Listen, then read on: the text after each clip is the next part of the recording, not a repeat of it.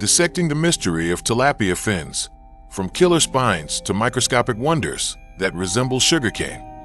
In this video, we'll take a deep dive into the anatomy and hidden secrets of the tilapia fin. This isn't just a biology lesson. It's a story about millions of years of evolution, survival strategies, and the ingenious engineering of nature.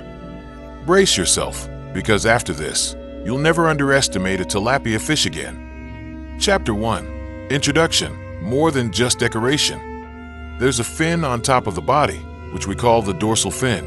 Then there are the pelvic and anal fins. And behind that, the main driver is the caudal fin. On the sides of the body are the pectoral fins. What are their general functions? First, of course, is movement. The caudal fin pushes the water forcefully to propel itself forward, but to stop suddenly or make sharp turns to avoid enemies. This is where the pectoral and pelvic fins come into play. They are biological brakes and rudders. Then, a function you might not think of as stability. The dorsal and anal fins, when a fish swims fast, can tip its body sideways or roll over. And the most vicious function, self-defense. Try holding the dorsal fin of a live tilapia. Be careful. The spines are sharp. The hard spines in front of the dorsal and anal fins are natural mines. When a predator like a snakehead or a bird tries to swallow it, the fins expand and the spines stab in all directions, getting stuck in its throat. Chapter 2. The mystery of branching, not a flaw, but intelligent design. Why are the tips of tilapia fins always forked? It turns out that their fins are composed of two types of rays, fin rays. The first are hard spines, called spines. These are jointless, bony rods. The second are soft rays. These are more flexible, segmented rods. Each of these soft rays has two or even more forks at the end. But why do they have to fork?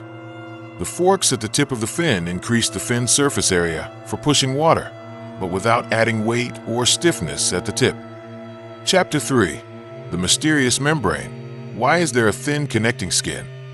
If the branches form a skeleton, then this membrane is the sail. The thin membrane that stretches between the spines and soft rays is actually a very flexible skin tissue, covered by a thin epidermis. What is its function? Of course, to transform the rows of separate rods into a solid paddle surface. This membrane captures the mass of water, and when the fin moves, it is pushed forward. This membrane is filled with layers of collagen and a few small muscles that allow the fish to tighten or relax the fin membrane.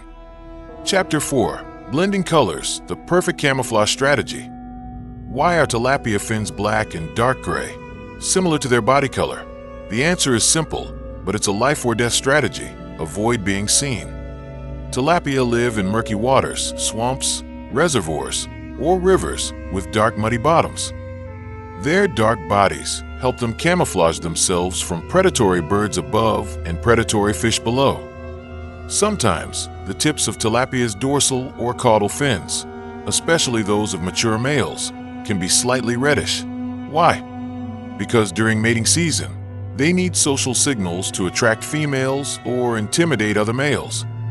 Chapter 5. Dangerously wavy. Texture that's more than just a style. Why is the surface of the fin wavy, especially the fins above the body and below near the anus, as well as the tail?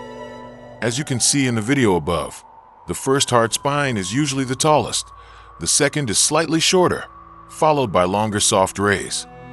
This pattern creates a wavy topography. What is its function? First, it breaks the hydrodynamics of the water flow into small, controlled eddies. Second, it serves as a defense, with the hard spines of varying heights interspersed with gaps between the soft rays. A predator's bite will hit several uneven pressure points. Chapter 6. Stubborn bones. Why are they so hard to remove? Why is it so difficult to remove the fin bones from a tilapia fish? The answer lies in the flesh, beneath the skin. Each fin ray is connected to a series of deeper supporting bones called pterygophores. These radial bones are short, and their ends connect directly to the main skeleton, the vertebrae, within the thick muscle. They are held together by extremely strong connective tissue, collagen and tendons. making the joint nearly impossible to dislodge, let alone remove by hand. Why is it so strong? Because when the fish raises its dorsal fin in response to a threat or to maneuver, all the water pressure and muscle force are concentrated in this joint. Chapter 7. The Peak of Wonder, Sugarcane Segments Under the Microscope. Why do the segments of the tilapia fins resemble the segments of sugarcane? This is a characteristic of the soft rays. The soft rays are not solid, elongated bones. They are made up of small, tubular segments, arranged in a neat line from base to tip, each segment separated by fibrous joints. Under a microscope, these segments appear distinctly demarcated, giving the appearance of a segmented sugarcane or bamboo stalk. Why segmentation? This is the key to flexibility and strength.